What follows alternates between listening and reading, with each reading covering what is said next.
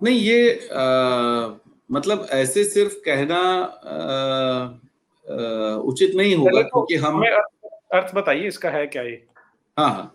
नहीं, उसमें उन्होंने प्रश्न में ये लिखा है कि महाराष्ट्र के जो हिंदू है वो एक तरीके से हिजड़े बन रहे हैं, तो इसके हम्म। लिए हम क्या कर सकते हैं।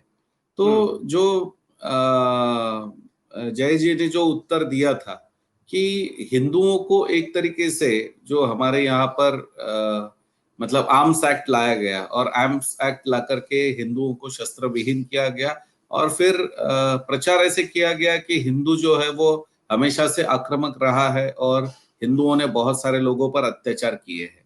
लेकिन हिंदुओं की वीरता के जो उदाहरण है, बाजीराव पेशवा है, महाराणा प्रताप है, छत्रपति शिवाजी महाराज है, ये कभी पढ़ाए नहीं गए भी, ये कभी स्कूल में भी नहीं पढ़ाए गए।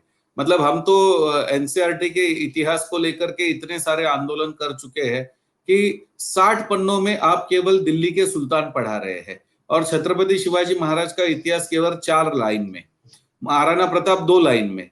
तो कैसे हम ये सारी चीजें सीख पाएंगे। तो इसके लिए सबसे पहले जो है कि मैं ये केवल एजुकेशन बोर्ड और इसकी जिम्मेदारी नहीं मानता हूं, क्योंकि एजुकेशन बोर्ड कोई जिहाद नहीं पढ़ाता है, लेकिन सारे मुस्लिम जिहाद को जानते हैं।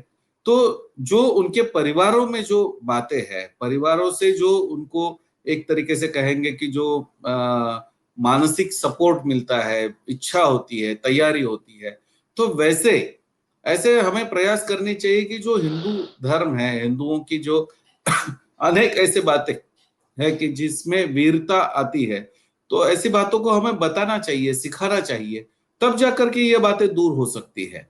और ऐसा पूरी मात्रा में कभी भी नहीं होता है। मतलब छत्रपति शिवाजी महाराज का उदय यदि हम देखेंगे, तो वो उदय ऐसे परिस्थिति में हुआ कि जब महाराष्ट्र के अंदर 5 मुगल सरदारों के राज थे या 5 बादशाह के राज थे।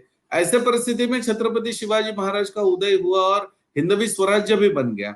तो ऐसे कभी नहीं होता है कि केवल एक कम्युनिटी इसी दिशा में बढ़ रही है। तो ये कुछ लोग हैं कि ये इस दिशा से बढ़ने का थोड़ा सा प्रयास करते हैं या प्रचार ऐसे करते हैं। वास्तविकता में जब भी कुछ हिंदू कहता है या कुछ करता है, तो उसको तुरंत हिंदू आतंकवादी या इस प्रकार से प्रचारित भी, यानी एक तरफ हम कहेंगे कि हिंदू कुछ करते नहीं है, दूसरी तरफ से हम ये भी प्रचार करेंगे कि हिंदू आतंकवादी बन गए हैं। तो ये दोनों बातें जुड़ती नहीं है। इसलिए समाज के दृष्टिकोण से देखेंगे तो समाज के दृष्टिकोण से ऐसा कहना उतना उचित नहीं होगा। जी। ज्ञानेंद्र राजपूत जी कह रहे हैं, सभी महापुरुषों को प्रणाम। जैसे जैसे श्री राम मंदिर का निर्माण पूर्ण हो, मंदिर हिंदू धर्म का प्रसार पूरी दुनिया में हो। हाँ, बिल्कुल ठीक बात है ज्ञानेंद्र जी। हम सब यही चाहते हैं कि ऐसा हो, और जितना शीघ्र हो उतना अच्छा है। राजेंद्र सुल्तानिया जी, आभार आपका राजेंद्र जी, बहुत बहुत। और अमित जी का प्रश्न है, BJP should come up with intellectual leaders rather than enforcing dumb leaders on us just because they know we can not vote any other group.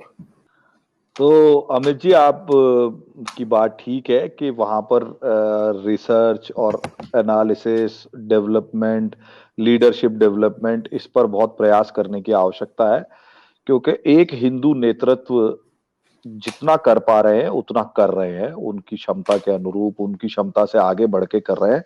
पर हमको हर स्टेट में चाहिए, हमको हर वार्ड में चाहिए, हमको हर विधानसभा क्षेत्र में चाहिए, है ना। 130 करोड़ का भारत है, हमको बहुत काम करना पड़ेगा। जाइए, काम कीजिए और ऑक्यूपाई कीजिए। अमित जी, प्रतीक्षा मत कीजिए बीजेपी क्या करेगी। जाइए, बीजेपी में आप जैसे लोगों की, योद्धाओं की बहुत आवश्यकता है। आप जाएंगे, आप बहते पानी की तरह, उड़ते तूफानों की तरह अपना मार्ग बनाएंगे, और आप जैसे लोग वहां स्टैब्लिश होंगे, अपनी इंटेलेक्चुअल पावर के बेस पे होंगे, अपनी क्षमताओं के बेस पे होंगे। और अभी जो प्रधानमंत्री जी हैं, उन्होंने ऑक्यूपाई किया है, जगह खाली नहीं थी उनके लिए, ये समझना पड़ेगा।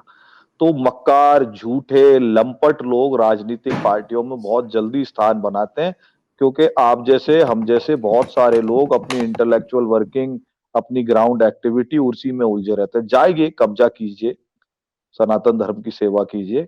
बीजेपी क्या बनाएगी नहीं बनाएगी, आप ही बीजेपी बन जाइए ना, दिक्कत क्या है। तो हमको इस तरीके से सोचना पड़ेगा, जहां से भी जिस तंत्र में भी जाकर के सनातन धर्म की सेवा हो सकती है, उन सभी तंत्र पे सनातनियों का अधिकार होना चाहिए, अपनी क्षमताओं के आधार पे ये करने का काम है। धन्यवाद।